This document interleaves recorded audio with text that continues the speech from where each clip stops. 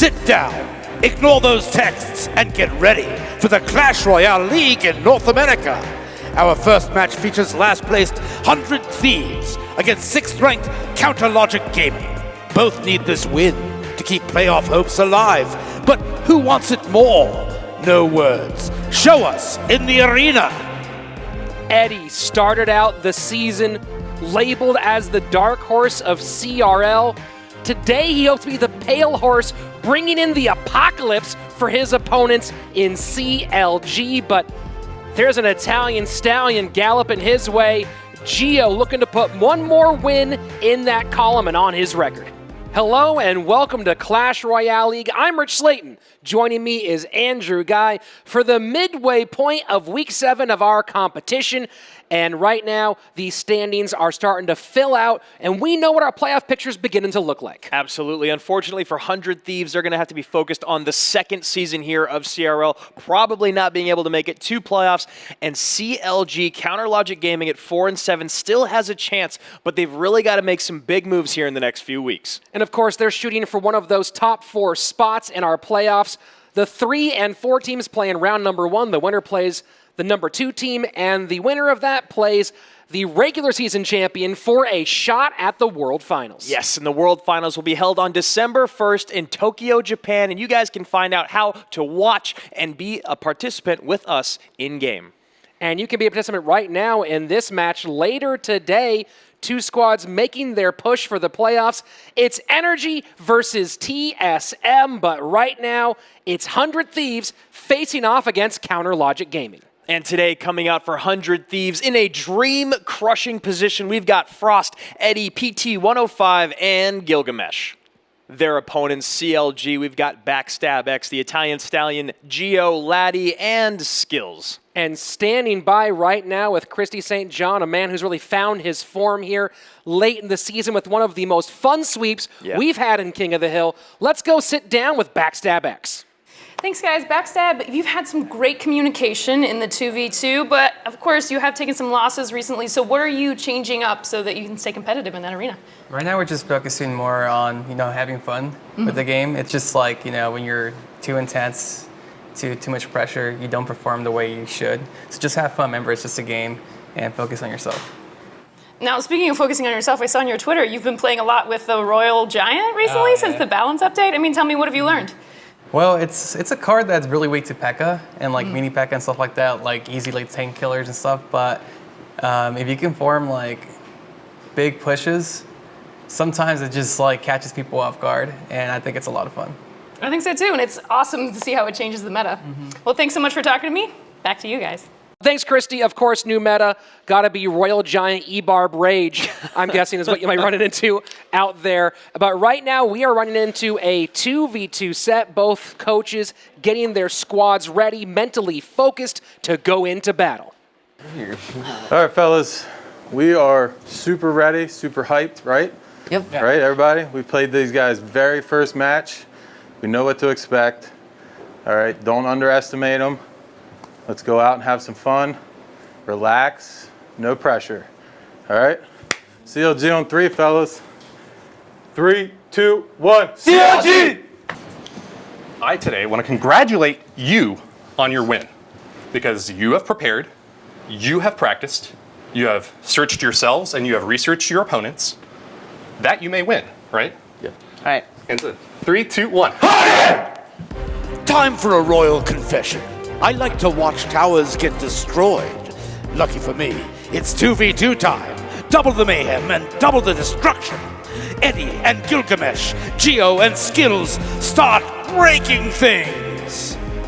Very strange public works plan for the kingdom here, but it's what we like. Towers falling, and we'll see a few happen right now. It's 2v2, 100 Thieves versus Counter Logic Gaming. Yeah, coming out today for 100 Thieves, we've got Gilgamesh, who's now been in, this will be his 7th 2v2 set, and Eddie, also his 7th 2v2 set, and their opponents switching it up once again. Skills seeming to find his place here in 2v2, and Gio and Backstab maybe switching it up today with Gio moving in to this set.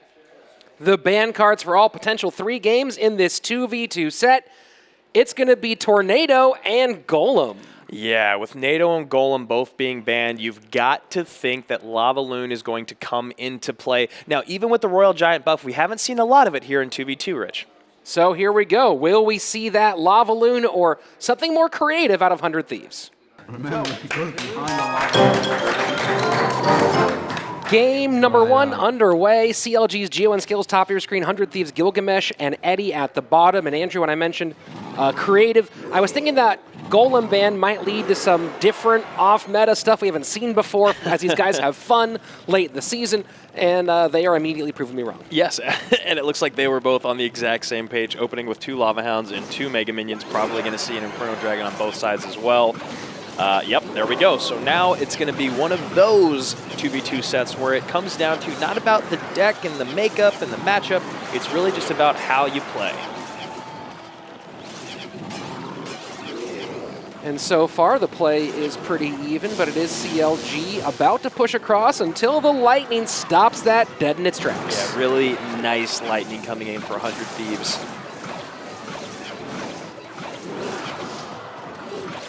I would love to have someone with a stopwatch sit there whenever either a Magic Archer or a Princess or a Dark Goblin comes on and just keep track of how long it stays on the board. Yeah, because if they are on the board and attacking every single second that they are alive, you are giving your opponent a massive advantage. Whether they're hitting the tower or just cleaning up your own troops, it's just one of those things. You've seen teams focus a lot of elixir or even do negative elixir trades to take those cards out of play. So both squads building up big stuff in the back. Your ban cards, that tornado, so a lot can get through. One thing that's a little surprising, Rich, is that with the tornado ban, we're not seeing any balloons. You think that with the tornado being out of play, both teams might try to... Oh, there's one balloon, excuse me. Yeah, we'll see one. I have a feeling. I was just surprised that we didn't see more from both teams, you know. Well, so far they are kicking their tires and lighting their fires, taking to the air on both sides in this Top Gun battle. Now it's going to be very interesting to see whether or not this balloon ends up being the deciding factor in this match throughout, because, again, you've got CLG rocking this deck without the balloon, more so banking on the miner tanking for the Lava Pups. And now 2 Dark Goblins down, both still alive. Speaking of still alive, CLG is still alive, even though they've lost 3 out of the 4 of their last matches, including coming off of a 2-game losing streak. They really need to pull something together here in the last few weeks in order to try and dream about making that playoff spot. So that was about 8.5 seconds for those 2 Dark Goblins to stay on the board, Andrew. And you can see even at that short time period, 2 of them can do so much work for against your offensive push. Yeah, and you got to think, you know, that is probably the reason that they are even basically right now.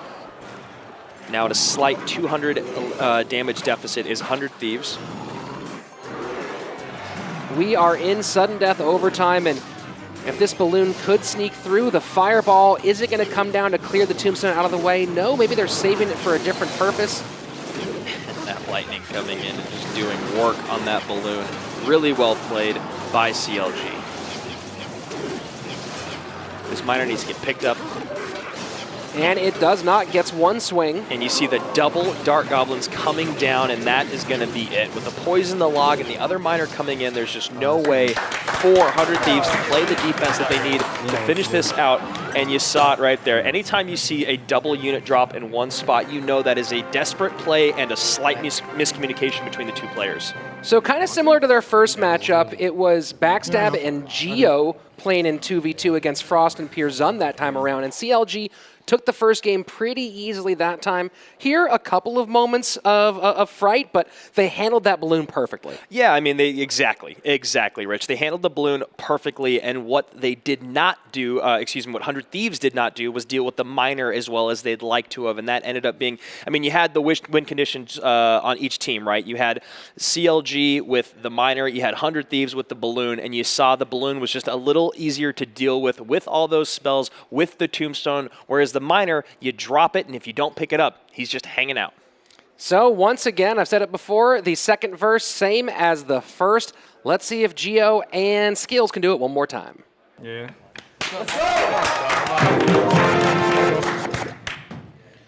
Good luck, good luck, good luck. Is there a fourth good luck in there? Well, from the same team again. And no, it's a little Hog Rider kiss.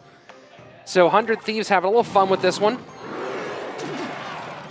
And oh, go ahead, Andrew. I was just going to say, and you see CLG switching it up entirely, and 100 Thieves kind of going with more of the same, but a slight difference with that skeleton barrel in there. You got to imagine they're going to have a clone spell in there as well. So we've seen someone attempt this same kind of 2v2 deck. I believe that was earlier in the European region, and it just could not get that double Royal Giant to flow. So the question is, what is CLG's plan to utilize both of those cards effectively?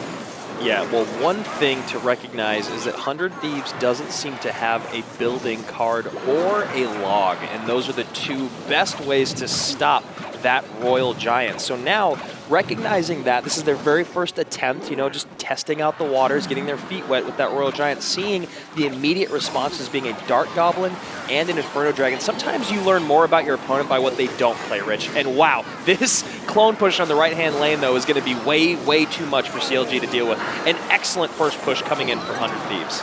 Yeah, very nice take of the tower here, and looked like they're the ones going to be in trouble on the left-hand side, but as you said, the clone push on the right-hand side taking things down. Yeah, and back to my earlier point, Rich, sometimes you recognize what your opponent has by what they don't play or how they do respond, and 100 Thieves responding with that Inferno Dragon and the Dark Goblin was probably a nice surprise for CLG. However, losing their right-hand Princess Tower does not put them in a good position to succeed. And they did a nice job resetting the Inferno Dragon on that Royal Giant the first time around, but just not quite enough pressure. And, you know, you got to wonder what happened there on the right-hand side. Yeah, I mean, I don't know if they thought that they had the defense adequately dealt with and weren't expecting the clone, or maybe they thought they would clean up the clone a little more carefully or quickly, efficiently.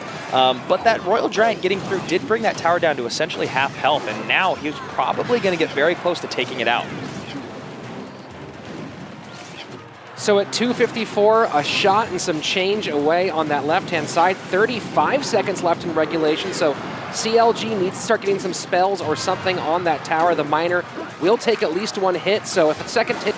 So now here we are in fireball range with the poison, and the Ice Wizard will take care of it. So we are moving towards sudden death overtime, with 100 Thieves still maintaining a slight but important lead. Yeah, I mean, this is definitely going to be a two-tower game. It was evident for that within, you know, even a minute ago. So now it's going to be, I was going to say, are we going to see the Royal Giant in the pocket? And we do, and that is one of the things that the Royal Giant buff has succeeded so much with. Now, he has to get closer, right? But he has a second less deploy time, so you drop him in the pocket, and that deploy time makes up for the distance, and he is already on tower, 1180 in the bottom right, 1440 in the top left. We were talking about this at the desk on Tuesday, Andrew, how the Royal Giant at the river doesn't feel that overpowered, but in the pocket, it just feels devastating. Yeah, it's just a lot of damage right away, and somehow 100 Thieves ends up... I was going to say, CLG ended up cleaning that up. I thought 100 Thieves had that tower taken outright. Somehow they clean it up. Poison comes in. We have split this very first set. Poison the Royal Giant in the pocket a little late, and so that opens up a really interesting question about Royal Giant, especially in 2v2, Andrew, because we've seen that card cleaned up very well at the river. Seems to have some trouble breaking through into the second level. Again, so devastating in the pocket. Might we be getting to the point where we might see a Royal Giant 2v2 deck where one card plays first phase to open up tower, yes, and second phase is the Royal Giant in the pocket? Yeah, to close out. I really like that, and that's kind of what I was trying to think about in my mind as you were asking the question. Is like, so what is the archetype that allows you to basically hide your win condition for a half of the game, or at least to fight going into that double elixir time or the overtime? The interesting thing is, though, is that Royal Giant deck wouldn't have succeeded had 100 Thieves not had any, or had buildings in their deck, which they did not. So that's a big shift here. Game number 3, all on the line. Let's go. Let's get it.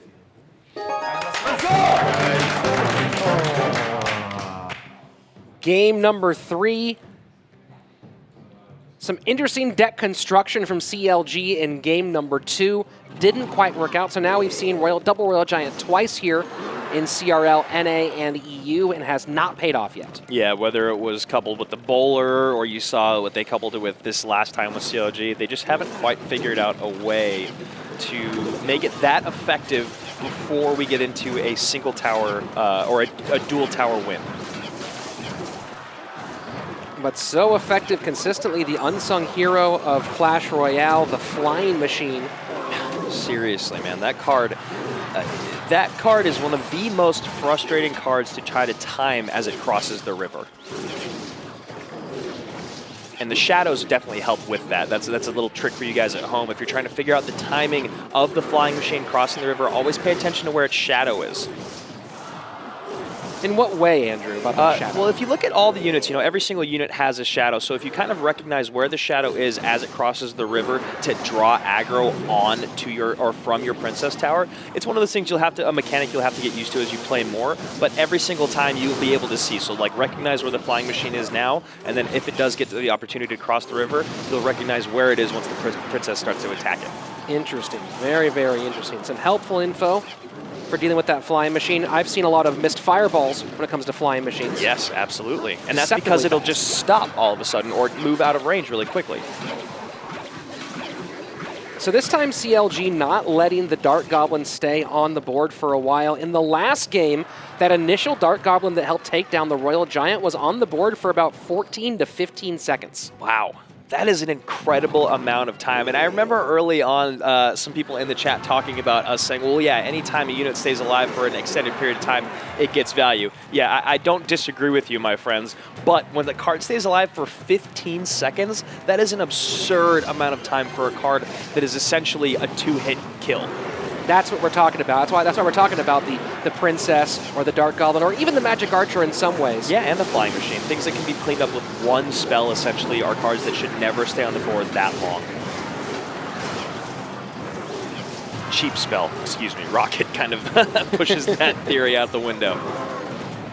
And wow, a really, really great job of playing defense here of 100 Thieves, still at a damage deficit, still losing this game, if you will, but playing very good defense.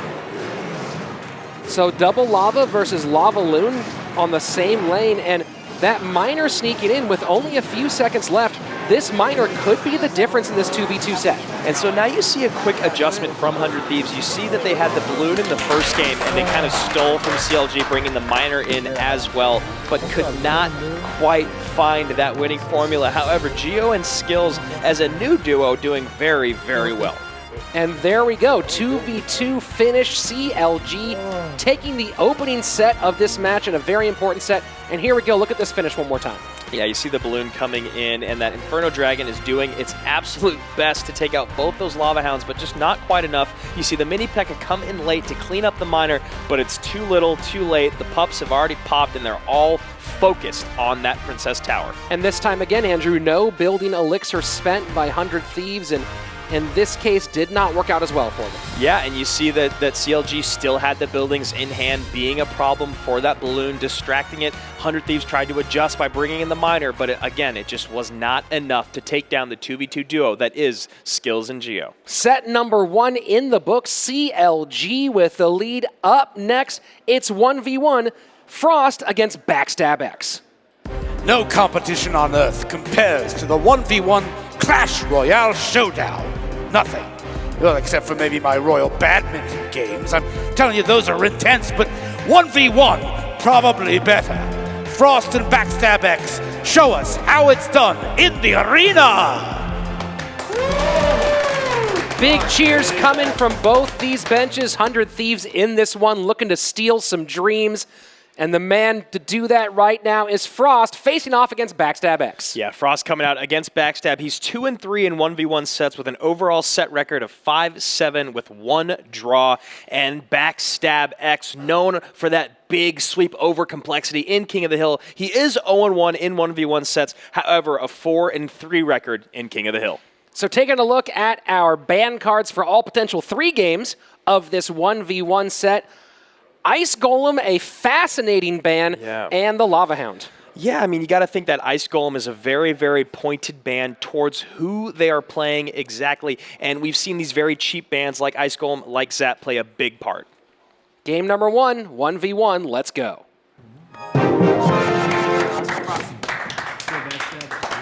Backstab X, top of your screen for CLG. 100 Thieves, Frost at the bottom. Now, Andrew, I see you taking a deep look at Frost's deck pool. What do you think about this Ice Golem ban as you look at that? Yeah, I mean, you know, we're sitting here trying to analyze exactly why CLG is taking that out of play. And if you look over our cards, Rich, you'll see that of the 12 decks we have on record for Frost, 9 of them involve the Ice Golem. So maybe it's just about making him play something a little bit off meta, and this is probably it. Frost has played a decent amount of Graveyard, so maybe that Barb Barrel coming in will be a bit of his replacement tank for the Ice Golem. Well, people have been playing the Barb Barrel Graveyard combination. You know, 2-cost card, not a big deal, and also it does get it gets a tank right up against that tower very, very quickly. Yeah, and you get that. I mean, that's a 7 elixir Graveyard push, and if it does work out, even if it's just a few skeletons getting a few hits in,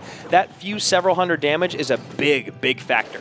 So both guys going Graveyard with similar concepts so far. Graveyard Poison. Yep. We'll see what Backstab has in plan from a tanking perspective. That Baby Dragon could do some of the work. And you recognize both these pros making the exact same play for a reason. If you're playing against a deck that has Graveyard or a minor control deck and you have Tombstone, place your Tombstone behind your weaker tower or the tower that they are attacking. It's a great way to pick up that minor and pick up those Graveyard Skellies in a very passive way as well.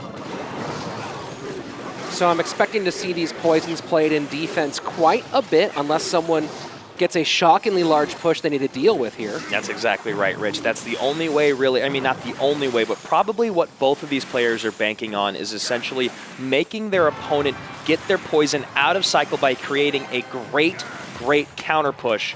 And then all of a sudden, your opponents use their poison out of cycle for defense. They don't have it to defend the Graveyard.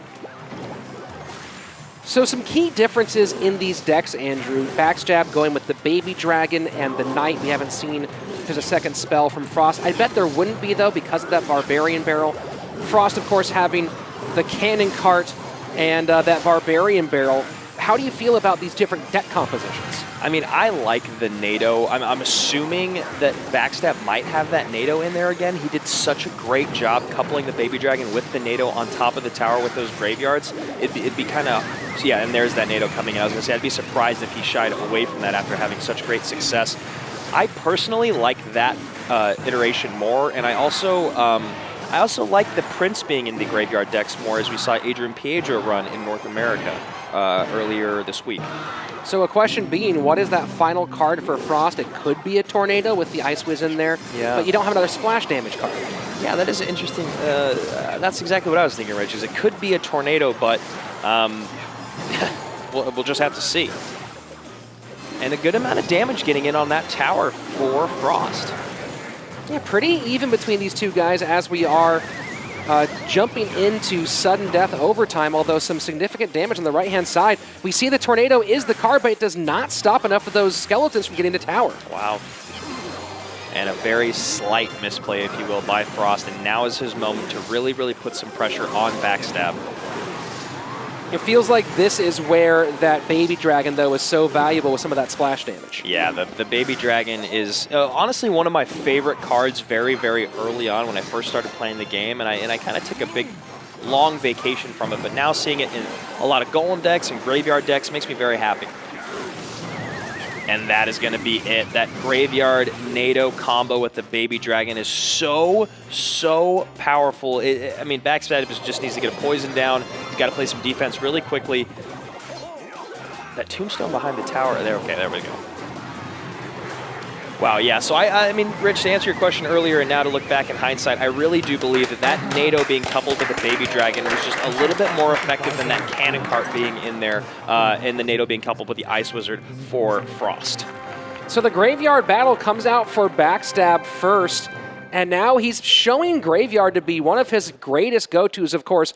using that as at least 2 of the games, maybe all 3. I can't remember exactly, with that sweep over Colton, Razor, and Adrian Piedra. Yeah, and so this is the thing, is that Ice Golem ban ended up being the major changing factor in this game, because it did feel like Frost's deck was just a little bit off synergy-wise, whereas Backstab's kind of clicked together on all cylinders. And you think maybe it was just that quick Ice Golem ban that made Frost maybe throw in the Barb Barrel to replace it, and it just ended up not working out for him. Well, here's a question for you, Andrew. Do you think the Barb Barrel was the big problem with that deck, or that it was the Cannon Cart? Yeah, it's tough to say. I mean, I do truly believe that now with the buff on the Prince, the Cannon Cart doesn't have a big place in the meta.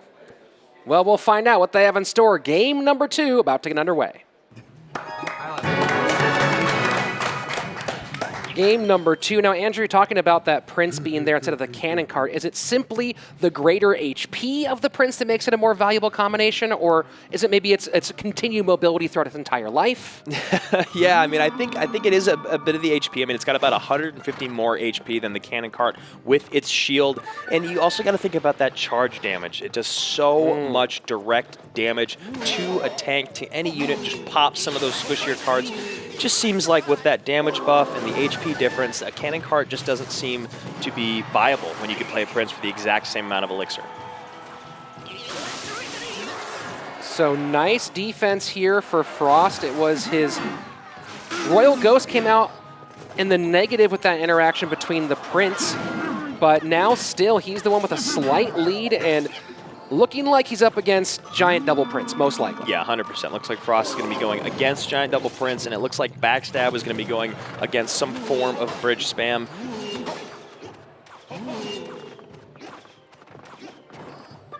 You know, I saw the Prince come out as we were starting this conversation, and I was like, could we be seeing an aggressive start to a graveyard deck? Yeah, that would be a very, very aggressive 10 elixir start. Probably not something that Backstab is going to do here in CRL, but you never know, Rich. We have been known to see that surprising your opponents can be a big part of the battle. So the E-Wiz played behind King Tower as the pickup for the Miner, so Frost not exactly playing a standard bridge spam deck, and here we go. It's going to be Miner P.E.K.K.A. We're guessing Poison. Yeah, and this is going to be a very, very interesting battle. You'd think intuitively that Frost has matchup just because of the P.E.K.K.A., but we've seen this Giant Double Prince deck put such a hurting on really every style, every archetype out there, because those Princes have so much health and do so much direct and splash damage. It's just crazy. So when you're looking at these 2 decks, these 2 players right now, Andrew, they could elect to try to play same lane. Who do you think benefits more from trying to get opposite lane pressure?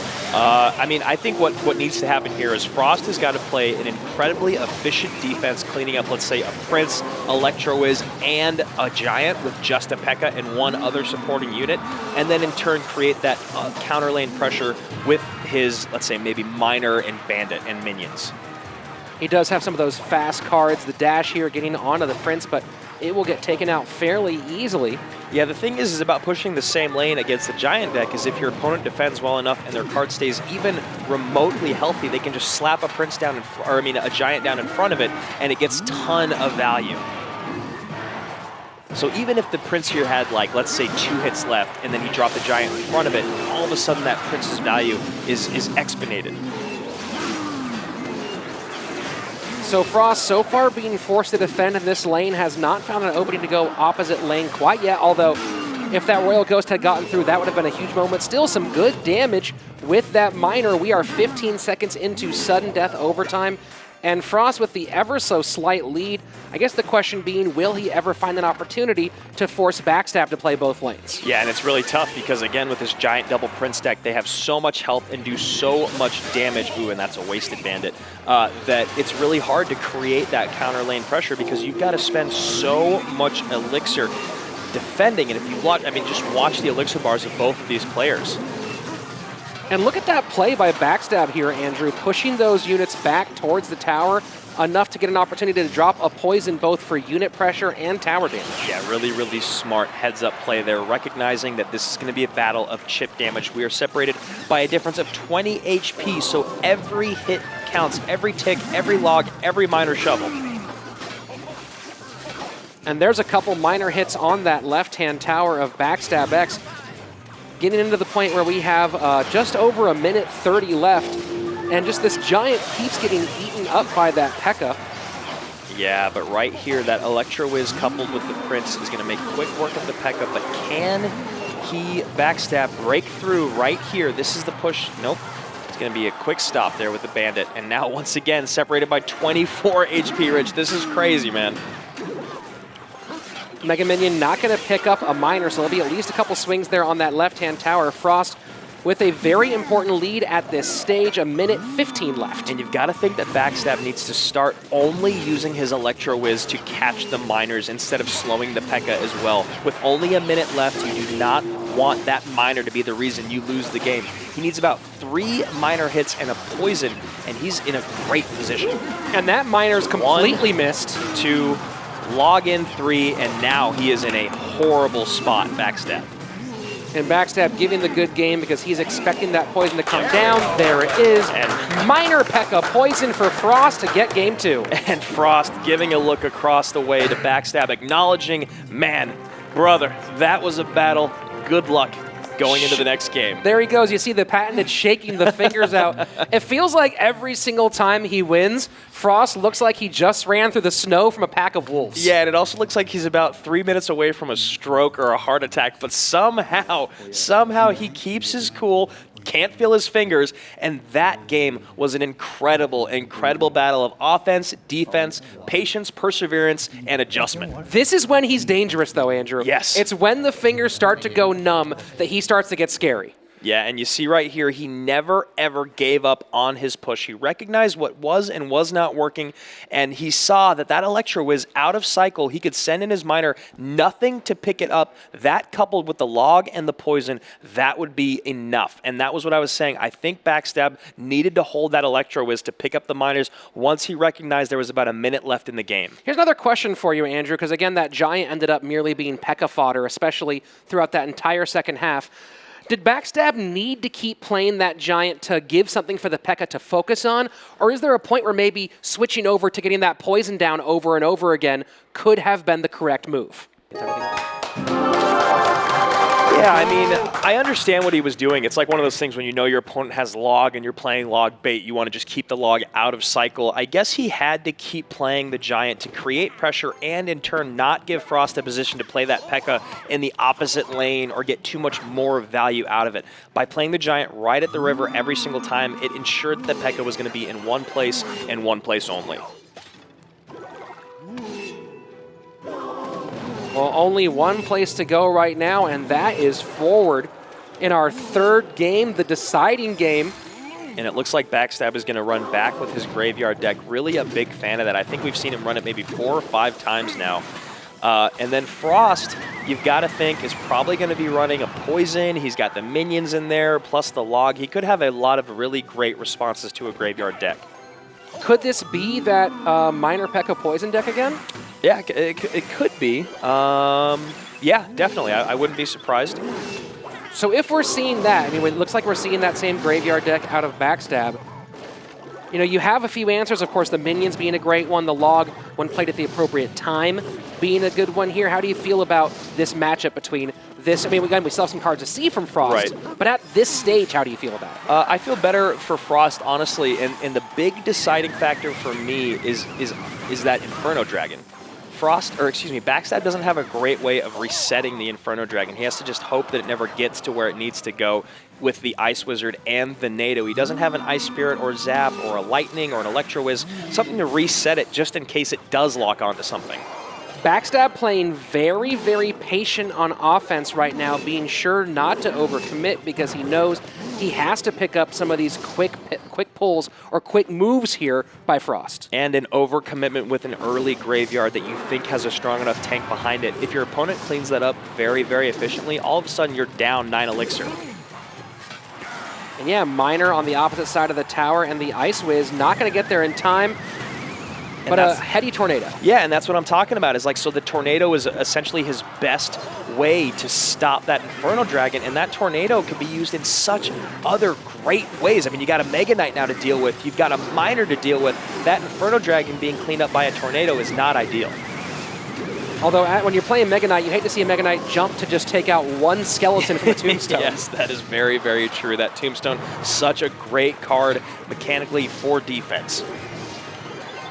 So 15-ish seconds before we move into sudden death overtime. Double elixir is on, and we still have not seen a graveyard down from Backstab, so needs to find a way to start generating some offense. And there's that NATO to pull to the tower, going to create just a little bit more breathing room for Backstab to maybe, just maybe, mount that graveyard push, his very first graveyard push. But as you can see, there's only about 2 minutes and 50 seconds left of overtime, and Backstab has really only just barely touched Frost's right tower. So here's a question. I know this is very, very early at this moment, and not picking up that miner probably changes this discussion immensely.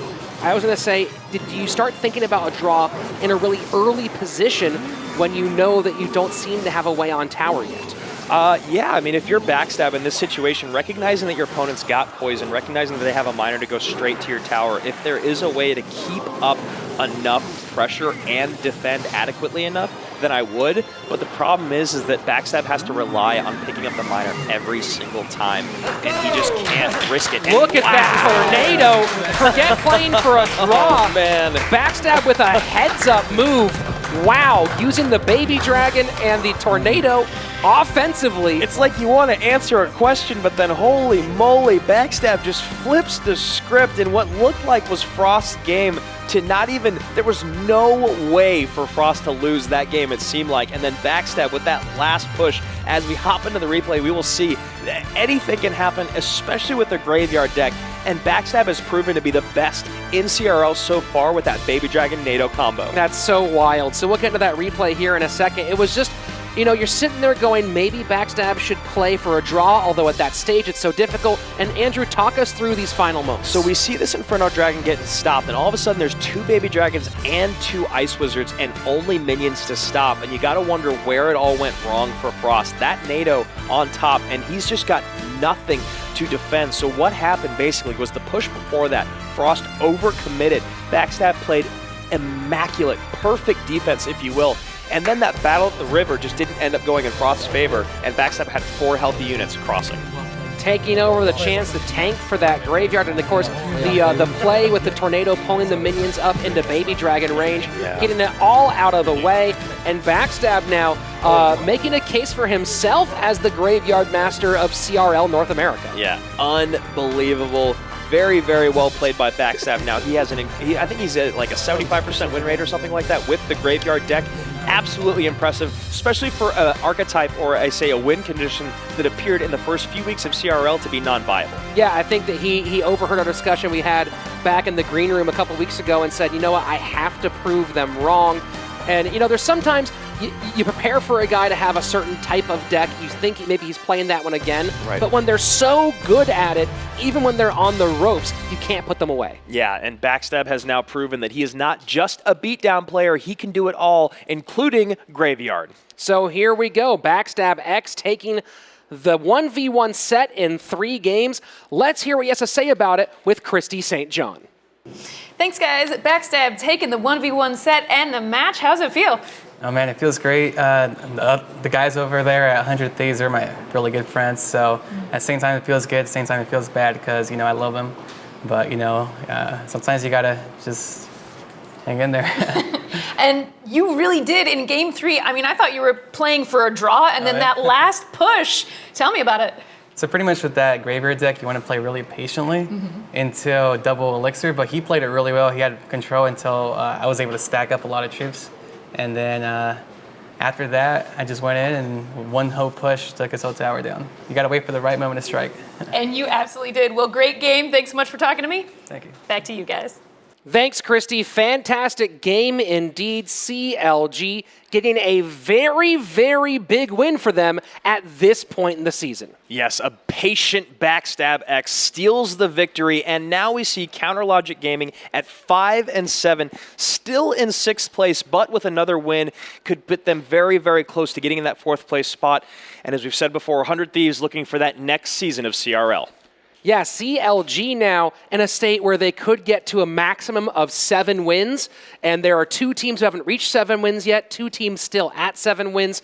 So the door currently open for CLG, but some guys looking to slam that one shut will be our match. Coming at you right now, it's TSM pushing for playoffs against NRG.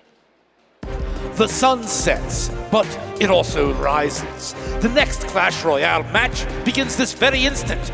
Next up, 7th ranked NRG, needing a win to avoid playoff elimination, against 5th ranked Team Solomid, on a 2-game win streak and oh so close to the top 4. Time to bring it!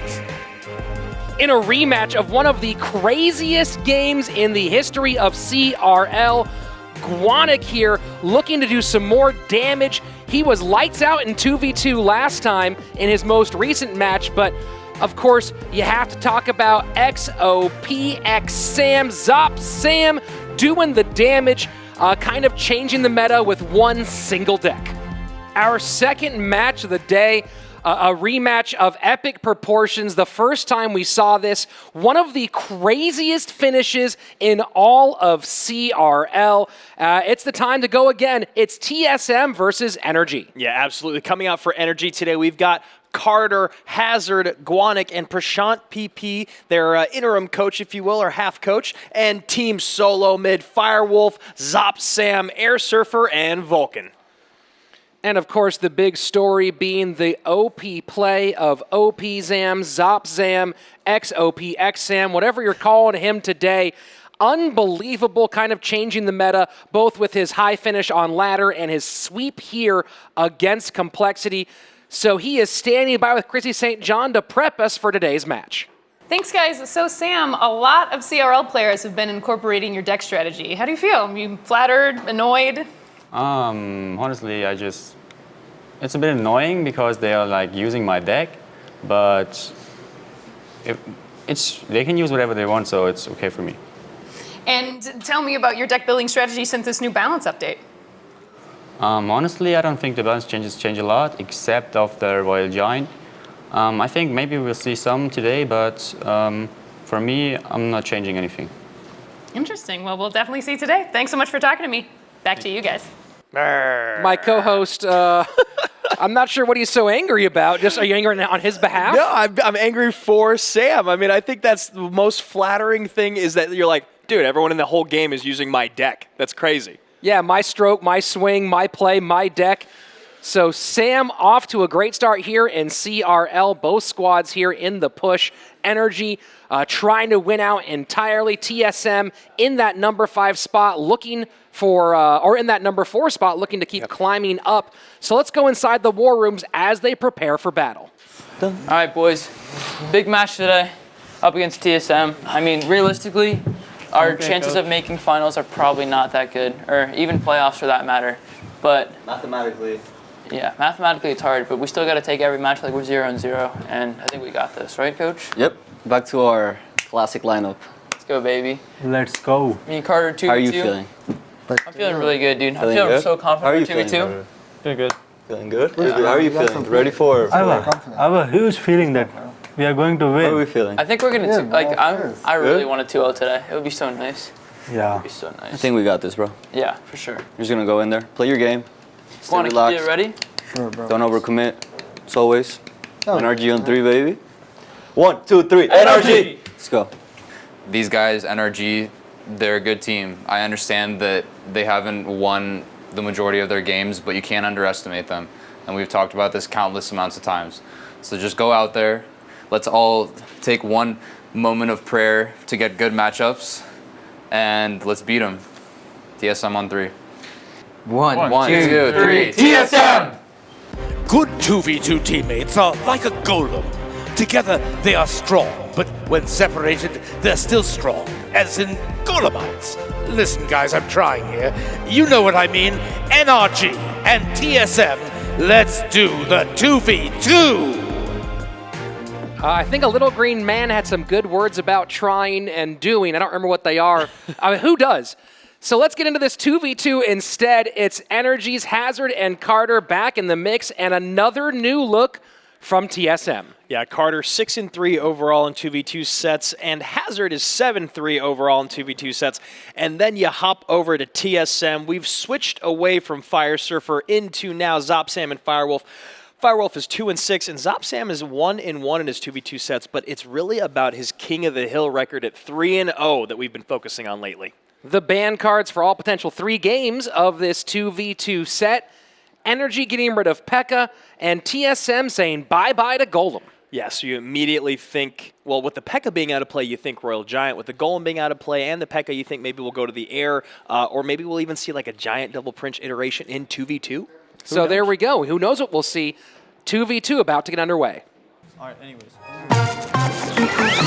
Game number 1 underway. TSM's Firewolf and OP Sam against NRG's Hazard and Carter at the bottom. And you saw Sam express some opinions about his deck during the interview. Annoyed people are using his deck. He also has opinions about his name. You've heard him called Zop Sam a lot here by his friends, but he does prefer OP Sam, and given the play he's had lately, I think he's earned it. Yeah, absolutely. Sam is definitely OP, and you and I were just trying to be cool like the pros, Rich, but he made it very clear he's just OP. That Fireball is going to be a great little bit of value for NRG. Another quick correction here. I was right the first time. TSM is currently sitting in 5th place in the North American standings. Just a single game behind the former leader's Complexity. Yeah, and with a loss today, NRG is already basically completely eliminated from playoffs. However, if everything were to go right, they could still just barely make it. However, with the loss, they are completely out. A lot of balls would have to bounce special ways to make that happen, but still, again, I'm really excited to see what NRG has in store when they come back next time around. They're a fantastic team, ran into some bouts of bad luck, one of which happened the last time these two teams faced off. Well, honestly, the thing that's so interesting about NRG is they have so many incredibly talented head-to-head players on their team, but they haven't had great success in the 1v1 set. They have, however, dominated in the 2v2 set, which a lot of other teams haven't done, still not to their avail. They've only won 1 of the last 6 of their matches. So Carter and Hazard back together again, the opening duo for NRG that they ran for most of the entire season. First time that Firewolf and Sam are being paired together here. Firewolf, of course, part of that Fire Surfer duo we saw for most of the season before Sam arrived. Yeah, and that's what I'm talking about with Carter and Hazard. I mean, why would you split up this duo that had such great success in 2v2? And that was just because they couldn't seem to find their winning piece in the 1v1 set. Very, very difficult season for them. So with Golem and P.E.K.K.A. out, we are finding a lot of fast and furious decks here on the floor. 2 kind of variations on a theme, both teams playing spawners. It's the Barbarian Hut for TSM against the Furnace of NRG. Yep, and that Magic Archer getting on top of the Furnace. The double Mega Minion drop on top of it, not what they wanted to do in the sense of Elixir allocation. That is a 3 wasted Elixir for NRG. TSM needs to start making some moves here, down to 7:39 as we are 10 seconds away from sudden death overtime. So that rocket does get tower, gets no other value though, and this is a big push coming down the left-hand side. Yeah, and that's probably going to be all she wrote for TSM. However, still trying to create this last little push. You've got to think that NRG sees that finish line in the sights with the spells that they have. Playing that miner against the activated King Tower, very frustrating here for TSM in these final moments. Now the rocket, can it beat the poison to the tower? Yes, it does! It could. It takes 8 full seconds for that poison to tick down. It takes only 4 for the rocket, and wow, that rocket coming in just in time. I was going to say, Rich, they've got 8 seconds to make something happen, and boy, did they. That miner coming in, paired with that rocket, was just enough, and now NRG looking down at their tablets, their phones. What just happened? So let's look at that finish, and it's happened so many times this season, just as my partner was like, hey, this thing is over. Yeah, man. We see a last-second move. I mean, it feels so over, and then here we go. Rocket gets back in cycle just in time, a couple of seconds away from the loss. TSM grabs it. Firewolf and OP Sam coming out guns blazing here in game number 1. Yeah, like I said, I didn't want to interrupt you, but I saw that poison go down, and in my mind, I go 8 seconds to see if anything can happen. That's exactly what TSM thought. Wow, who's ready for game number 2? I know I am. Don't worry about it. All right. Anyways. You know, it's interesting, Rich, you talk about nail-biting plays, and even though for us at the desk and for the fans at home, it seemed incredibly close, it did look like TSM had their number from, like, it never seemed like that Sam and Firewolf had ever lost their cool. Well, it takes a lot to get Sam to lose his cool. You know, we've seen his annoyed face. It's kind of the same as his I'm relaxed face. Yeah, which is exactly the same as his I'm in war face. So Poison getting a lot of value there, taking a lot of these troops down below their halfway mark and doing some damage on the tower. NRG's Hazard and Carter again preparing with some Spawner and Royal Hogs. Yep, and we do see that Royal Giant coming into the hands of Team Solomid, but with the Furnace on the field of NRG and the Tornado, excuse me, in the hand of NRG, they have a lot of good counters. You know, it kind of feels like 2v2 is even more important for NRG this time around than it was last time around. With the run that Vulcan's been on in 1v1 overall and knowing that he is who they have to face in that set, it really feels like they want to give their teammate a nice cushion to play against. I mean, you talk about Vulcan, a guy who is one of the absolute best players here in CRL. Last year at CCGS, they didn't even have an image for him, a player image. They couldn't even go take a picture of the guy because they didn't even know who he was.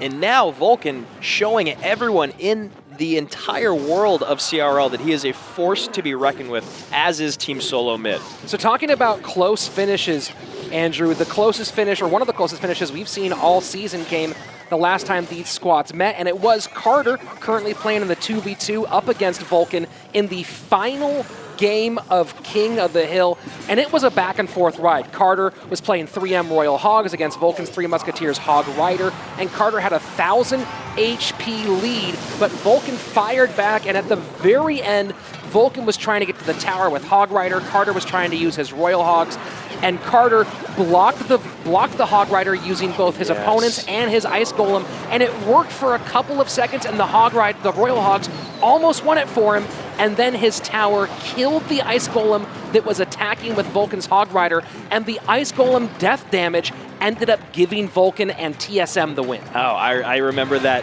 vividly, Rich. We had to watch it back numerous times in the replay, and that's kind of been the story for NRG this season. So close, yet so far, so much talent, but just not enough luck. Now, this is something that is very, very tried and true in all great sports teams. You always need just a hint of luck, Rich. Without question, Andrew, just the wrong bounce of the ball, whether you're a Red Sox fan talking the Bill Buckner moment, or me as a Sacramento Kings fan with one rebound going the wrong way against the Lakers, just the way it bounces can be everything, and for NRG, it hasn't bounced perfectly despite their really fantastic play. Yeah, I mean, one of the absolute best 2v2 set records in the entirety of the NA.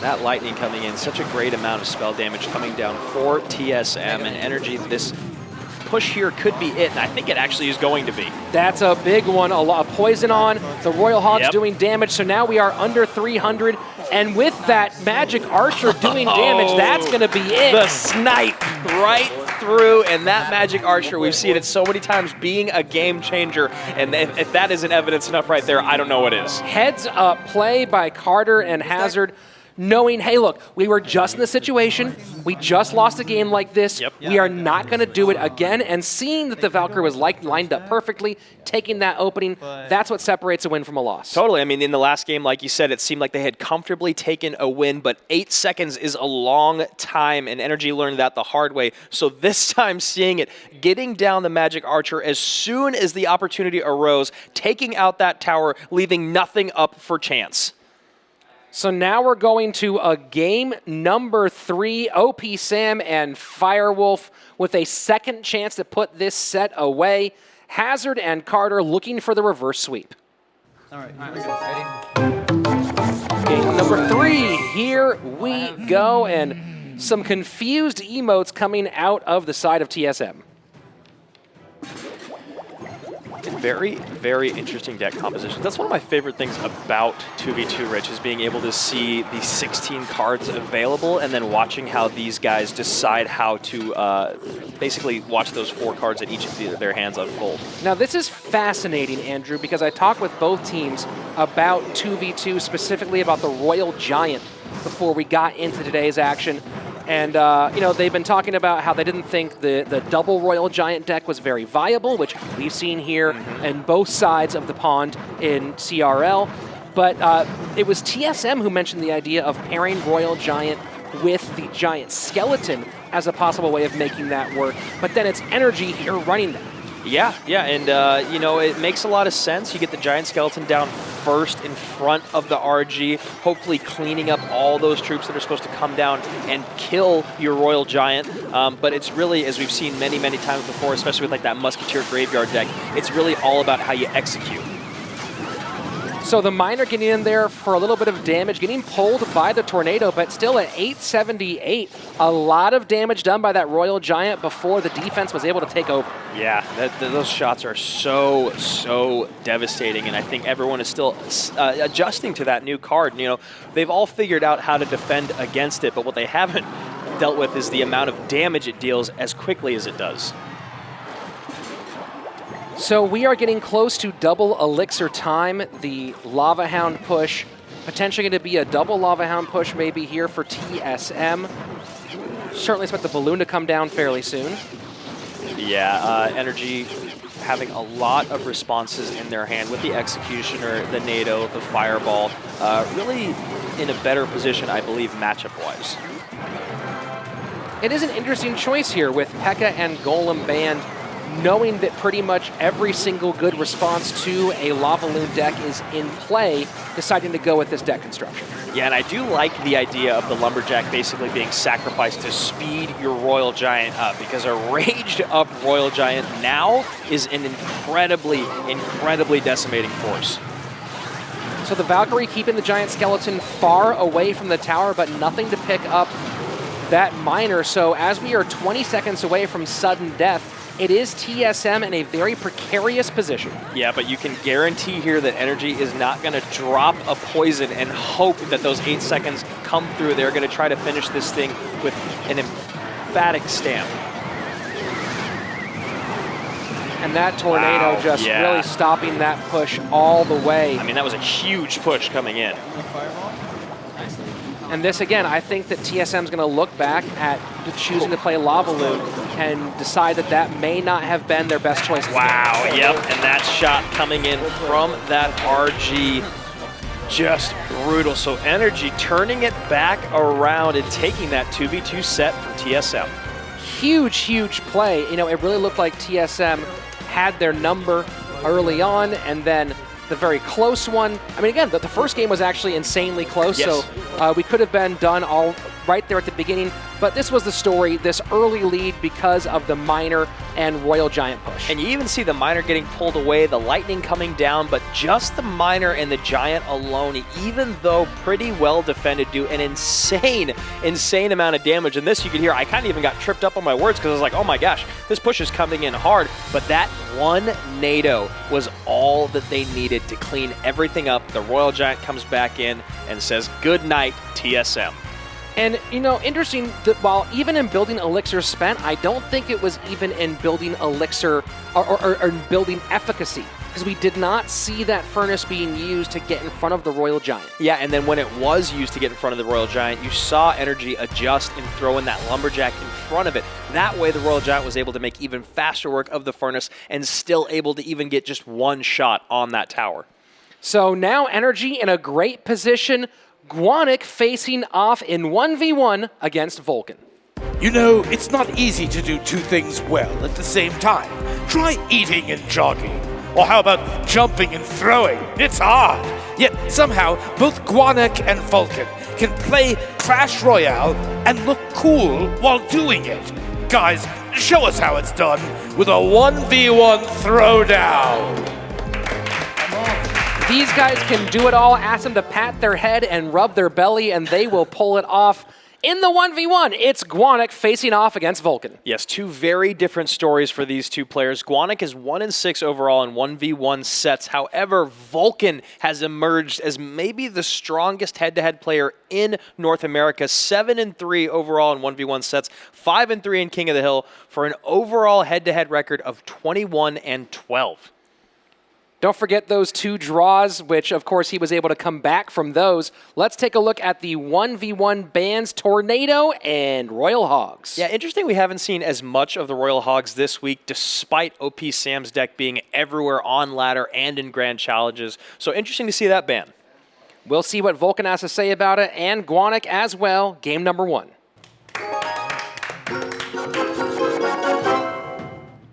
Vulcan for TSM at the top of your screen. NRG's Guanic at the bottom. The last time these squads met, Vulcan faced off against Prashant PP, and he ran a giant Sparky deck to take down the Golem Night Witch of his opponent. Giant Sparky we've seen pop up only a couple times here in CRL. Vulcan and Asuchini being a couple of the only players to ever use it. So Guanic taking his time, building a battle ram behind the King Tower. And we see that Goblin Hut popping back into CRL and in competitive play in general just over the last couple days.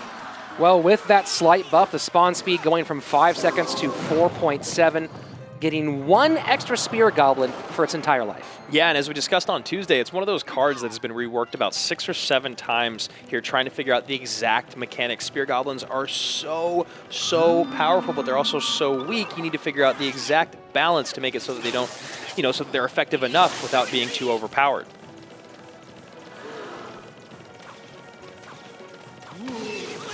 So Vulcan choosing to play very conservative so far. Guanic as well, not overcommitting on either side. As we reach the midway point, it's Vulcan with the only damage, but not a ton yet. That Bandit getting a lot of value there, covering a ton of ground and getting, oh wow, those skeletons were perfectly placed by Vulcan. Wouldn't expect much less from him, but still making very heads up and surprising plays. So trying to figure out if Guanic has played something similar in CRL so far. I don't have every single deck he's played, but on my short list, I do see a Magic Archer Battle Ram deck, but not this specific variation yet. And that Goblin Hut paired with any sort of tank, Mega Knight Goblin Hut was a really popular meta a while ago. But, behind any tank, whether it is a Giant, not as popular, but P.E.K.K.A. and Mega Knight, it's so effective, those Spear Goblins piling up. Now, we're assuming it's not Minor P.E.K.K.A. Poison because a Minor would have come out by now. So, and there we go, it's Graveyard. Wow, this is a very interesting deck. Definitely nothing like this we've seen before here at CRL. I mean, you see the Tombstone being coupled with Graveyard a lot, but those Spear Goblins with the range doing more damage, if you can actually get them coming down the lane while your opponent is distracted with the Graveyard, could be incredibly effective. Well, we just saw what Graveyard can do in the hands of Backstab, so what can it do with Vulcan here? A fairly interesting Graveyard construction. Yeah, and you see here, this is, you get one P.E.K.K.A. down the right lane to meet the other P.E.K.K.A. and you go in hard in the left with the Graveyard and all your troops, and that is what Vulcan is going to want to do to kind of create pressure and chip away at that tower. And just when you think that Royal Ghost is going to get a few swings on tower, here it goes getting a couple, but getting distracted. That P.E.K.K.A. not quite going to get to tower, so we are in sudden death overtime. And the Goblin Hut keeps on just slightly getting in the way of what Guanic wants to do. Yeah, I felt like that Battle Ram could have been a tad bit aggressive on Guanic, maybe waited a hair longer, or just held off on the Battle Ram in general, seeing that the Goblin Hut stayed alive as long as it did. So a couple of shots from these skeletons getting through down to 1602 on the left-hand side, and this is Vulcan playing patient, playing really fantastic defense, not panicking at any moment. There's a lot of these moments that come down where it seems like he's in trouble, but just playing slow and methodical, looking for an opening and the time to take the kill. Yeah, and he's so happy. Vulcan is so happy in taking a couple of skelly hits here and there, a log hit here and there, one Spirit Goblin arrow coming down. Every little bit of that chip damage is so huge for him. And again, it's that Goblin Hut doing so much on defense, although this is a lot right now, so how is Vulcan going to deal with this?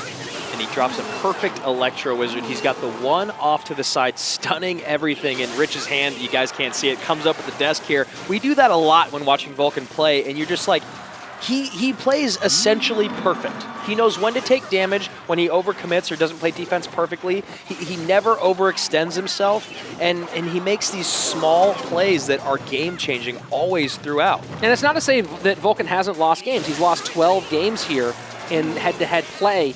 A lot of those games, though, were ones where he just got caught out, where you saw his face end of the game being like, well, I don't know what I would have done differently. Right, yeah, it could be matchup, could be starting hand. I mean, we've seen those matter a lot more in CRL 1v1, and sometimes he gets outplayed. He is human, but it is pretty incredible when you watch the defense happen, when you watch these games unfold.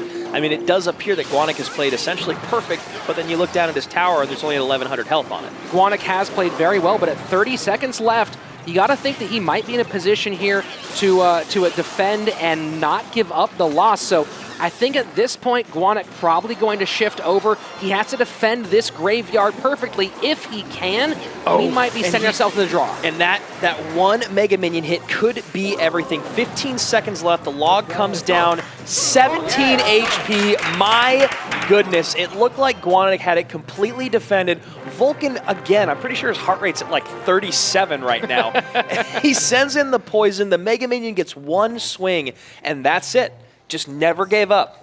So perfect in his defense, and this is pretty early or about halfway through our sudden death overtime, and this was that crazy defensive pickup by Vulcan. I mean, look at the amount of elixir on the field for Guanic. You see the late Electro Wiz coming in, never losing his cool. I mean, Vulcan and Canario are very similar in this sense. Canario over in the EU, of guys that are so methodical, so patient, and always adjusting to their opponent's gameplay. And this take at the end is just shocking. I mean, we both thought that it was probably going to go to overtime, a draw, but Vulcan had something else to say about it. Really amazing play, and I think the number one word for Vulcan, especially in that game, is efficient. It felt like he did not spend a single drop of elixir inappropriately. Yeah, I mean, this is the type of things that make him one of the best here at CRL. Game number 2 underway, and I cannot wait to go back and look at that tape. It really, really felt like there was not any wasted movement on the part of Vulcan. Yeah, and that, again, that one Mega Minion swing was everything, just barely missed by Guanic's defense. And now Guanic's like, you know what, I'm going to try the Goblin Hut out then. It seemed to work out pretty well for you. And still only 2 cards from the update. We have yet to see the Bomb Tower and the Goblin Giant. Let's be honest, man. That Bomb Tower is not showing up.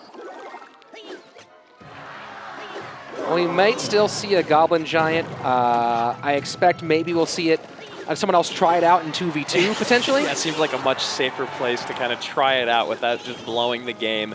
But we did see in that 2v2 set, it was definitely probably the weakest card in either player's hand. Well, still trying to figure out its place. Of course, the Goblin Giant has gone to the top, taking some 12-win grand challenges. Yeah, that's the thing. It's definitely viable. Just needs to figure out exactly how and where.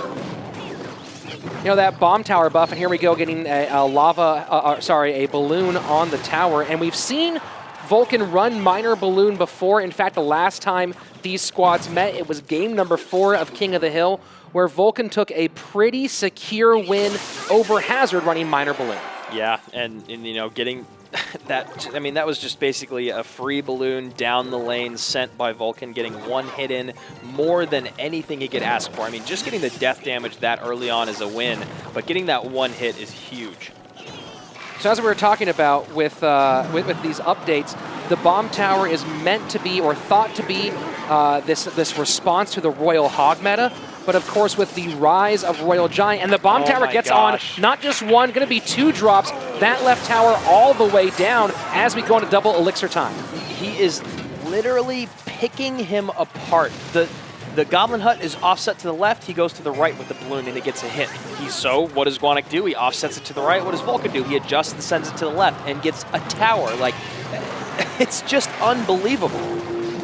The fact that this guy and Sam are on the same team is completely insane. Yeah, I mean, that is a horrifying thing for everyone else here in the North American region. And that balloon's going to get another hit, man. It just doesn't stop. So not quite tower down, but damage done. And here we are seeing it's Graveyard, so it's Guanek trying to go the opposite direction with the same concept. But even with this tower, if it drops, it's going to be too little too late. Vulcan taking the game and the set in two. Really fantastic play. I mean, if you want to talk about how great he played in the first game, this trumps it somehow. This is a better played, more well-played second game, and Vulcan just showing his dominance here in head-to-head play. Wow. If you want to learn how to play Balloon, watch this match. The Ice Golem comes down, perfect defense. The Goblin Hut is too far away. The Mega Minion is there to play defense if necessary. The reset with the Miner, and that is all that he needed to do. Everything perfectly timed from Vulcan. And with playing this this Graveyard Poison deck, meaning no Fireball on hand, so Guanek no option to push that balloon back into Goblin Hut range. Yeah, or even just push it back so that Mega Minion could have gotten one more hit in. But Vulcan takes the 1v1 set, pushing him to 8-3 overall, and Guanek now 1-7. So here we go, King of the Hill again. Last time, it was one of the craziest King of the Hill games we've seen, going down all the way to the 5th and final pair. It was Carter and Vulcan last time. What will it be this time? Let's go inside the war rooms as these teams prepare for battle. All right, guys. Back in King of the Hill. Again. As always.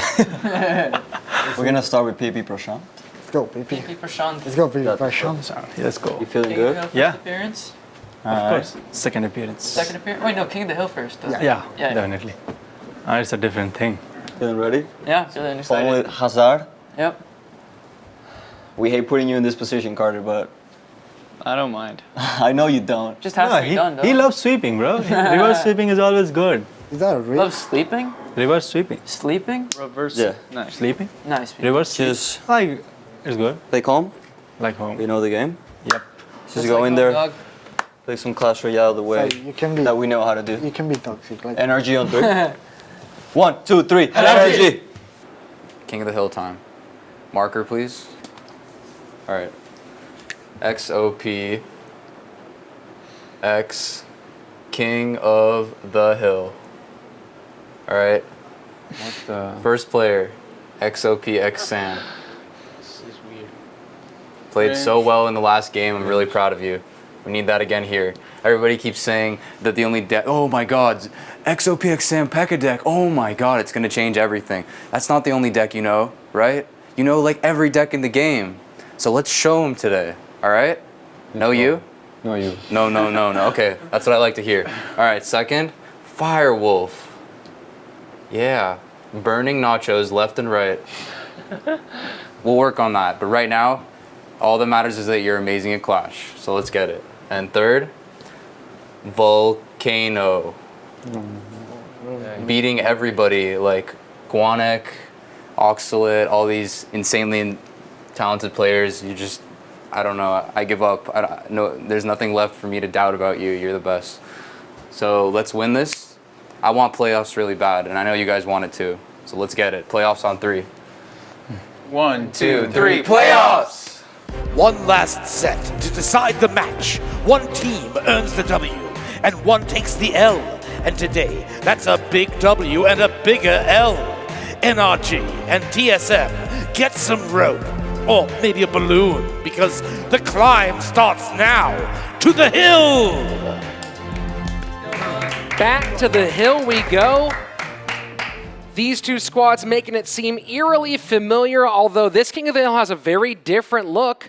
with their 2 starting players neither playing the last time these two met in this third and final set. Yeah, we got Prashant PP kicking it off for NRG. He hasn't played a lot here in CRL, although you probably have seen him a good amount on camera. This will be his very first ever King of the Hill game. And OP Sam back in the commanding place that he likes to be, although he is seated 3-0 in King of the Hill and also just taking that 1v1 set. Our ban cards active for all of our potential 5 games here in King of the Hill. Poison being taken off by TSM and 3 Musketeers by NRG. Yeah, interesting ban on the 3 Musketeers. We've seen the 3 Musketeer Royal Hogs deck. We've seen the 3 Musketeers pop up with a regular Hog. A very, very powerful card, obviously. King of the Hill once again, 5 games for their future. Let's go.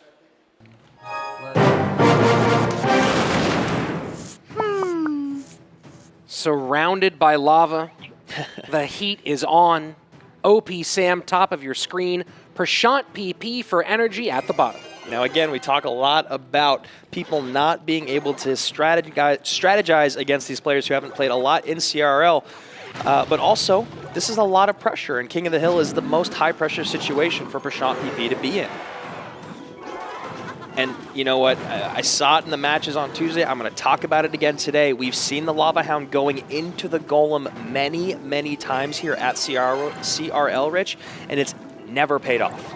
And especially with a Night Witch as that Golem support, because some of those bats will go and get started to work on that Lava Hound. And you look at its health just ticking away rapidly, and on the other side, you've got a very healthy Golem getting on tower. And the bats in support taking out the Valkyrie. I guess the Zap does stop that, but now with the Baby Dragon and Mega Minion behind this left-hand tower, looking like it might go down early. And again, that's way too much elixir for Prashant to be spending. Now, Sam can just golem up again. Sam with what looks to be about a 3.5 elixir lead, playing a Golem Night Witch deck, so that is a lot to play with, and there you go, as you said, goleming up one more time. And because there's just nothing Prashant can do. Even if he creates pressure in the opposite lane, which he doesn't really have the opportunity with the deck that he has to defend against this Golem. He cannot push in the opposite lane. He spent way too much elixir on that very first defense. And now, so you see, he's going to do it anyway. He's going to push in the opposite lane, and I really don't believe this is going to pay off for him. So he's going to get a couple of hits on that tower, maybe just one from that balloon, but his left-hand tower about to go down, and still it is Sam with a significant elixir lead, not just on the board, but also back in their own elixir holes. Yes, whatever, in their elixir wallets, whatever you'd like to call them. And then, again, he's in a great position to where he can just golem up. Each time he's getting to 10, the game kind of stalls out for a second, and Sam just gets to golem up again, and this is not a place that Prashant wants to be in. He may take this tower, but he's going to have a lot to deal with on the ground. And Sam gets to go same lane again. Yeah, and now with the Baby Dragon, with the Night Witch, with the Fireball, it just seems impossible for that balloon to break through again. And with a brilliant second pull using that Tombstone, that was picture perfect. Yeah, using it to pull it to the opposite lane, not even risking to try to activate the King Tower, but rather pull it to the opposite Princess Tower, which is no longer a threat. We've got that Prince healthily on the ground, and Sam is going to take this one with ease. 2 towers down, and not even willing to give a little bit more. Like, no, you can't have a tower. No. Sam still performing at the highest level, now 4-0 in King of the Hill. And he doesn't even look phased. He's like, yep, 1 down, 2 more to go. Let's see what we can do. And now you see this very first Golem push, Rich, and I talked about it as it was unfolding, this Lava Hound into the Golem. It just hasn't ever paid off for the Lava Hound player.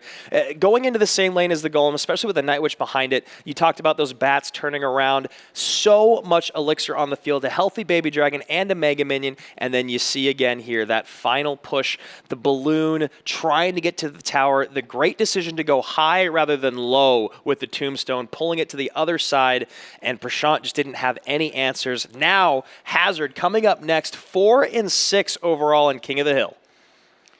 Sam just playing lights out, and again, it's that play with, the match was already in hand, the game was in hand at that point, but that second Tombstone pulling it all the way back up and sending it to the opposite lane, that's just next level stuff. Good luck from Hazard, and after a little scratch of the chin, good luck from OP Sam. The last time Hazard appeared against TSM in King of the Hill, he took a pretty easy Golem versus Giant win before falling to Vulcan against that minor balloon deck. Yeah, and speaking of that too, you know, we got Hazard and Carter, those 2v2 specialists, now being the last two legs of this King of the Hill stretch. And then, as you mentioned, Vulcan, who just took that 1v1 set, is in the third position. But with the way that OP Sam has been playing in King of the Hill, he might not even have to get up from the bench once again. So Sam showing shades of that new meta deck, but of his deck, Rich. Just say it. It's of deck. the OP Sam deck. You gotta wonder, though, is he gonna show any other wrinkle here or go with the same construction we've seen before? Yeah, I mean, that original construction had the bar barrel pre-buff in it, so you wonder if he actually likes the buff and decides to stick with it or just goes with the traditional log because that was what was banned when that deck popped out in CRL. Yeah, and that's a very good point, Andrew. He played the bar barrel because of that log ban. And it was Vulcan who played the full construction in game number 3 of his 1v1 set earlier. You got to think Sam doesn't mind as much if his teammate borrows the deck, right? Well, an interesting hint here that Vulcan gave me later. I mean, of course, his play has been out of this world. But after that match, he was the one who telling me, he's like, dude, Sam has been, I mean, I put the dude in there. I'm not going to say that Vulcan has that poor diction. But he was telling me that OP Sam has been the one helping him with deck construction all season. Well, it's really interesting, you know, when we were speaking with Immortals yesterday, we actually found out that Crap's decks that he likes to create for 1v1 are not good for 1v1, but they're excellent in 2v2. So he's actually been the person that is sculpting the decks for Immortals in 2v2.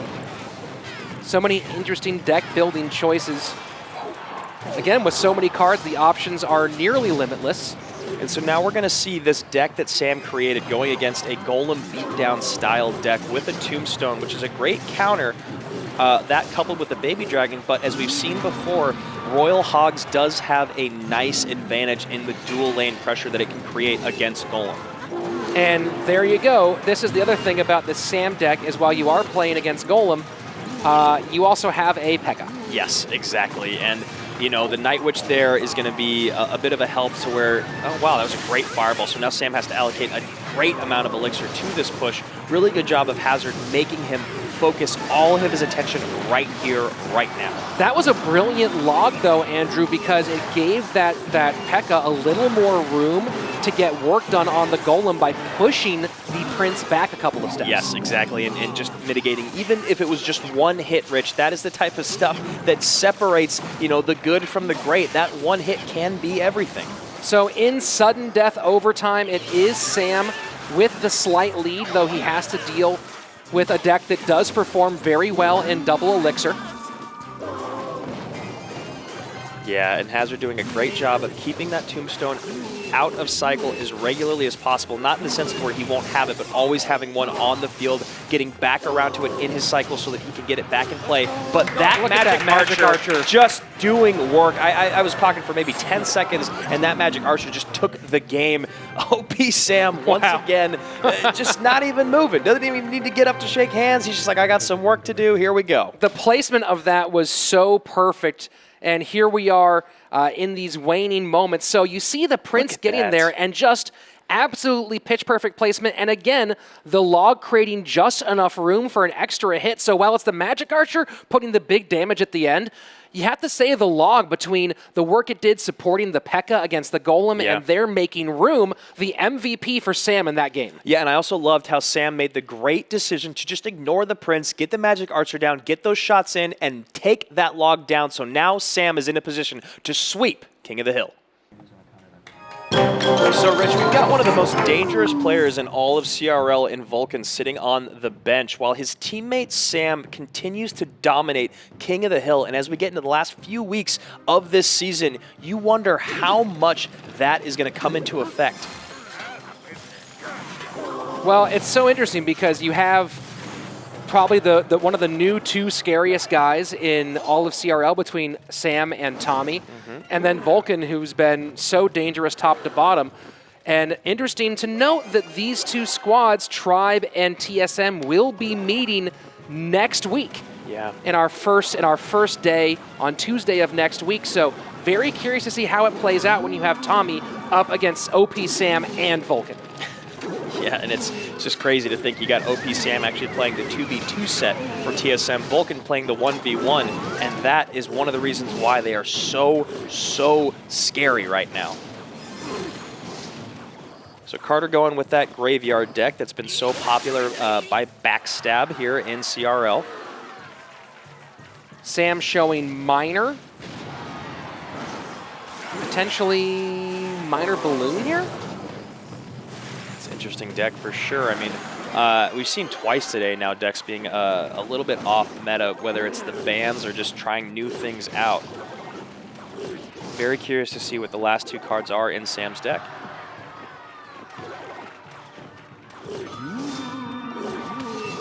I could be way off, although Vulcan did have a lot of success, and we've seen that Miner Balloon come out now twice for TSM, so interesting to see the possibilities that we're going with here. And the biggest struggle we've seen with Graveyard when it's been ineffective has been the fact that the player holding Graveyard has not been able to get it out enough times to create a real difference.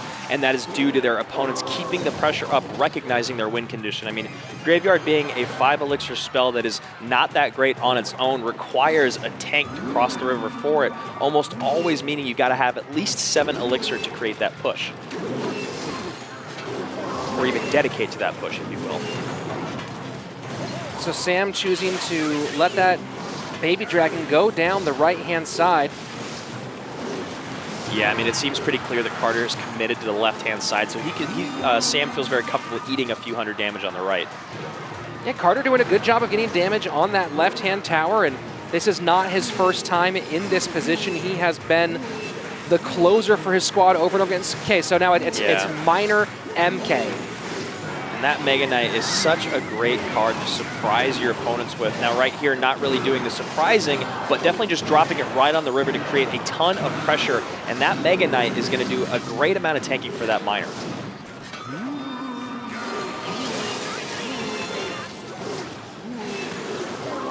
So we have seen Mega Knight Miner Inferno Dragon from Carter before. The first time seeing this come out for OP Sam. Of course, he has not played very many games here at CRL. We are in sudden death overtime, and Carter does have the lead at the moment, and we really haven't seen a whole lot of Graveyard play. Of course, there it is. Yeah, big lead for Carter right now, getting that Graveyard down as well. Going to take even a bigger one. This might be the end of the road for Sam here in King of the Hill.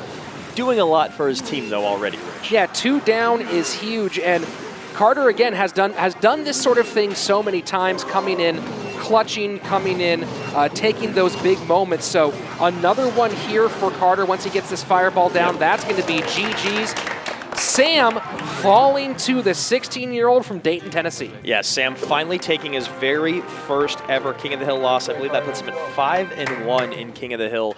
Nothing to be ashamed of. And now Firewolf is stepping up for Team Solomid. Haven't seen him in King of the Hill in what feels like a while, but he does have a record of 4-4. And this is that very final Graveyard push here, Rich. You see Sam's doing everything he can to stop it, but just not quite enough there to stop all the skeletons. The first fireball comes in, just waiting for that log in the second. So Firewolf getting his opportunity here in King of the Hill. This would be a very big win for the young man, trying to take down Carter, who has had some of the most exciting King of the Hill finishes here in CRL. And for Carter, this is a must-win situation. It's King of the Hill.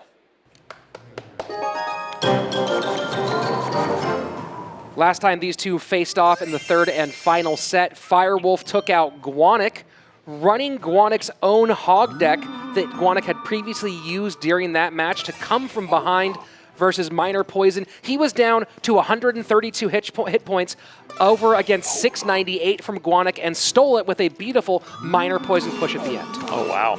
And honestly, it looks like we might be seeing a mirror matchup here. I'm sure Sam is thrilled. Yeah, someone tell Sam that everyone's running his deck continuously.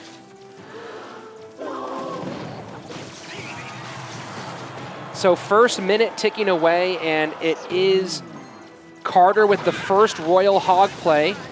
And a great fireball from Firewolf. One of the strange challenges of this particular matchup is that both are playing, of course, with Royal Hogs and the Magic Archer, and both know that their opponent has the Fireball. Yeah, so I mean, you got to think a lot of splitting of the Royal Hogs is going to happen. A lot of Magic Archer chip damage is going to be the deciding factor in the game. And yeah, it's just going to come down to really, really solid defense from both of these guys, and I really think that splitting the Hogs is what they're going to have to do. So in his heads-up play, of course, Firewolf has had mixed results. You know, losing with an Expo Cycle deck, losing with Giant Poison Prince, but 2 of his wins have come with Lumberjack decks, a Hog Rider, Lumberjack Inferno Dragon deck, and a Giant Lumberjack Wiz deck. Interesting. I mean, probably not going to see a Lumberjack today, but it is always interesting when you see a player succeeding with a, just not even a certain archetype, but just a specific card they really love. So entering into double elixir time, still pretty even. You know, you got to think that both of these guys having decks that are built pretty much, not just evenly, but that counter each other very well because they each have defensive responses. Unless someone makes a big mistake, we're probably going to see a lowest tower situation. Yeah, that's a very good point, Rich. And you also got to think about, you know, the amount of experience these guys have had playing this deck. Although it being a very new style deck, you know they've been grinding those grand challenges, prepping for tournament play, and this deck has popped up so much. And now with that Fireball out of cycle, you got to think that the Royal Hogs are going to want to come in as fast as possible for Fireball. Well, talk about mistakes, Andrew. It was a log that did not take out the 2 Rascal girls behind the Rascal, so forcing a little extra commitment here, and you wonder if just that little bit of more elixir could be the difference. Yeah, and those Rascal girls doing such a great amount of damage, taking a little longer to get started than they used to, but once they are going, doing an insane amount, and Firewolf is recognizing a misplay of his own that is not going to be fun for him to deal with. This time the logs pick up the damage, so now it's Carter pressing the action, switching up the 3-1, and this is a split. You know, we've seen splits a lot. We've seen the 3-1 split, though, very, very rarely. Now Carter going with it twice in each lane. Yeah, and you see a couple little minor misplays there from Firewolf, getting a little flustered, placing his Magic Archer in that perfect line of Carter's already shooting Magic Archer, just making it a little bit easier for Carter, getting a little more value than necessary. Carter pushing hard on the left-hand side. The Fireball does take care of that. A couple of hits here. And Carter doing the 3-1 split once again to get on Firewolf's left side tower. And the 3-1 split is complicated because you're only sending one direction, very easy to take care of. But it seems like you're the thing it's catching Firewolf with is he's not used to seeing it, and he's being forced to make a decision he wasn't prepared for every time. Yeah, it just makes your defense a little more awkward than it is when it's obviously the 2-2 split. So the first minute down of our overtime period, and Firewolf trying to hold on and find an opening. Carter, though, playing very, very well, forcing the less experienced player to make some tough choices.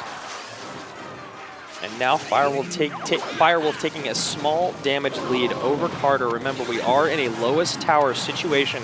Carter taking that lead right back. And that Magic Archer does get a few shots on tower. Every single one of those very important. So now both towers around 1,000 hit points. But Firewolf does have some elixir here on the left-hand side. Not going to get contact with that E-Wiz. So now in the final minute, who starts really pushing, who plays good defense, and who gets those last few hits. Now remember this one more time, that Carter has significant damage on both of Firewolf's towers, and he knows which lane Firewolf needs to push in order to steal this thing. Wow, and the late double P.E.K.K.A. from both of these guys. I'm getting nervous for both of them. We know this is going to come down to a nail-biter situation. It's going to be a spell-out situation, most likely, last-second lower tower, and I'm getting really stressed out here. These 2 Hogs escaping are big, forcing the Fireball, so now that tower is going to drop down to 910. A difference of 6 HP, Rich, and that Royal Ghost on the tower is going to be huge for Carter. Firewolf needs to defend this, and he's giving the GGs. He knows this is over. Yep. Those Royal Hogs on the right-hand side finishing it off, and it is Carter taking 2 down, looking for the reverse sweep for NRG. Yeah, it looked like towards the end there that Firewolf just did not have enough gas in the tank, playing great defense, putting on a great amount of pressure, but Carter was relentless and keeping it up. Royal Hogs back and forth, and this is where you see that Royal Ghost coming through and hitting that tower. And it just felt like maybe Firewolf pressed a little bit hard here at the end. He knew he was behind, needed to get some of those hit points back, but did not have enough elixir to defend against these last few pushes.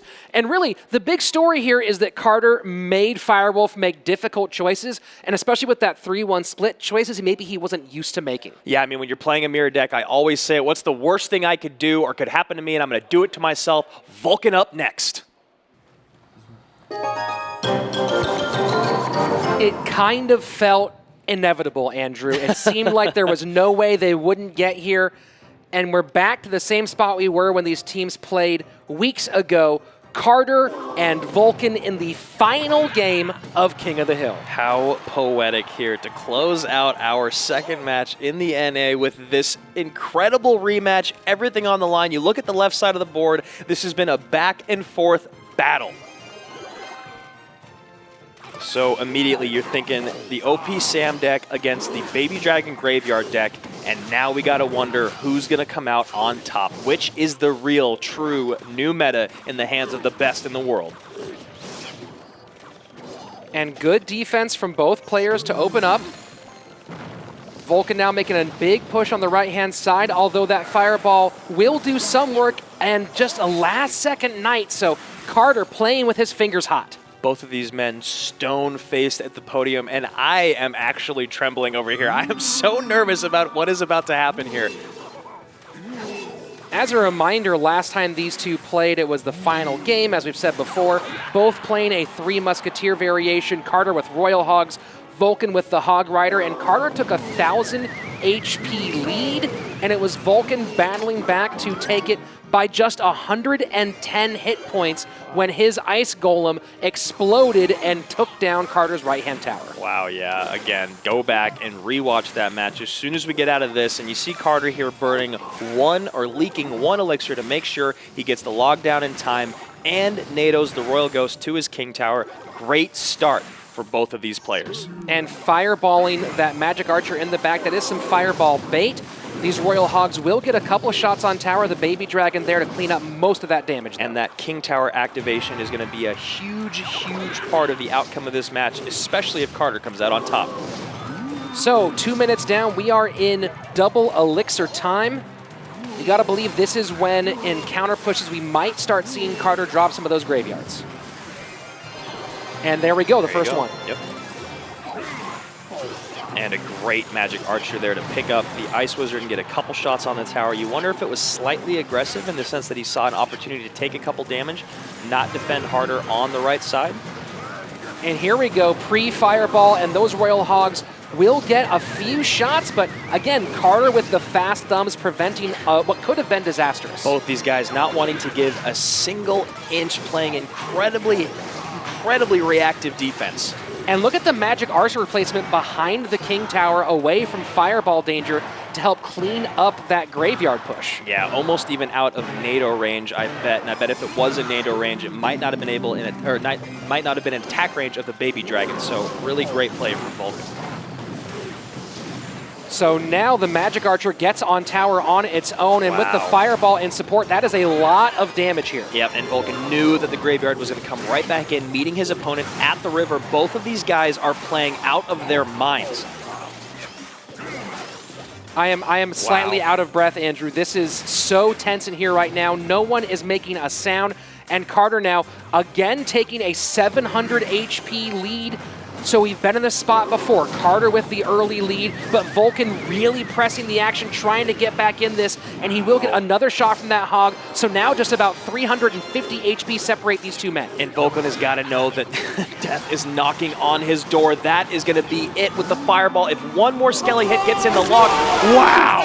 And Carter celebrating early, bouncing up and down. His team flying off the bench. His coach so happy. Chief J cannot believe his eyes. Vulcan frustrated at the loss. A very tough loss for Vulcan. But you have to feel great for Carter after so many ups and downs this season, so many games decided by just a hit point or two, coming through in the clutch, sweeping here against taking out two of the most dangerous players in all of North America. That has to feel good, even at this late juncture in the season. Yeah, absolutely. I mean, that leaves basically one player in both regions that has not yet been beaten in head-to-head play, and this is a huge win for NRG. This is barely keeping their playoff hopes alive. Now, a lot still has to go in their favor for them to make it, but they are not completely eliminated. And for TSM, that was a huge loss. Yeah, in 5th place, this one's gonna make it harder for them. And, you know, they have Tribe with Tommy coming up next, so that's going to be a big mountain to climb. But the story right now is NRG, Carter taking the sweep. And look, even if they don't make playoffs, because that's a very, very tall order at this point, taking out OP Sam and Vulcan on the CRL stage, people are not going to forget that. Yeah, and I guarantee you those other players in the top, or other teams in those top spots, are going to be thanking NRG for knocking TSM down one more peg. And here you see that great Magic Archer played in the back. Excellent defense by Vulcan, but still not quite enough. And right here, the battle at the river between the two flying units. A fireball coming down, trying everything he can with those rascals is Vulcan, but it's just not enough. And Carter celebrating. Let's go, he says. Let's go.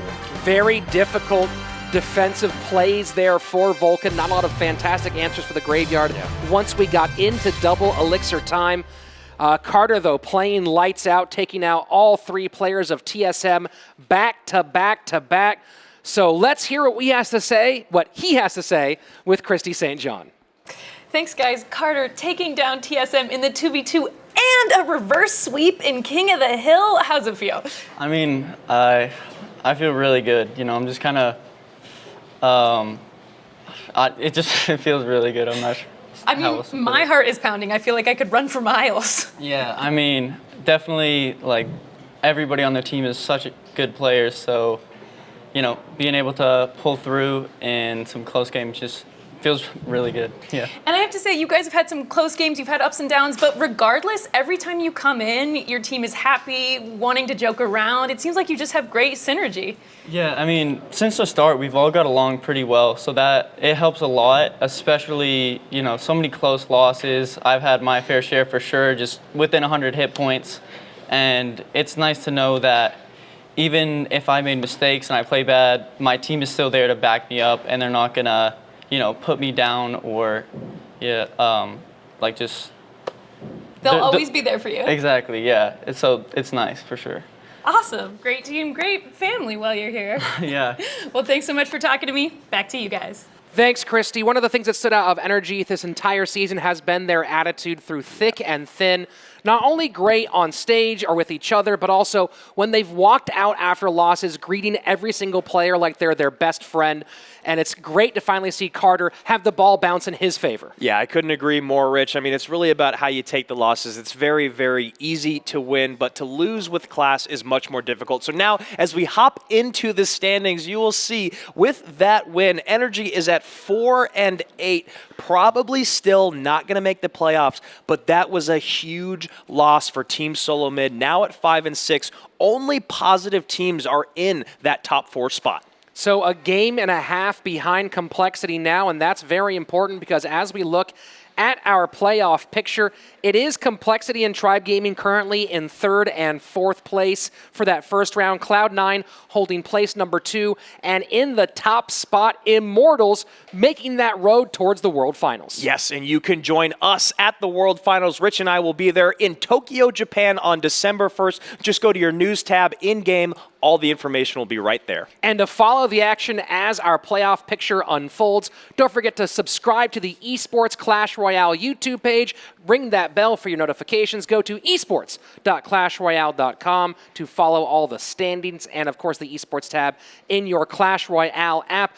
We'll be back with more North American action this Saturday with a gargantuan matchup. Former number ones Complexity taking on the current number ones Immortals. So make sure you tune in this Saturday at 6 p.m. Pacific Standard Time. For Andrew Guy, I'm Rich Slayton. We'll see you here this weekend back in the arena. The Clash Royale League began only a few short months ago. But now, my friends, we are on the home stretch. The heat is turned up a notch, and the playoff picture is coming into focus. We have seen pro players rise to the occasion and show their best when it truly matters most. And in the final weeks to come, it'll only get better. That's a promise from your king. Tune in to see the push to the playoffs on the road to the World Finals in Tokyo. Subscribe to the Clash Royale Esports channel, and remember, it's never a good idea to let a fire spirit pump your gas. They'll offer, but don't let them. Trust me. Do the math, guys.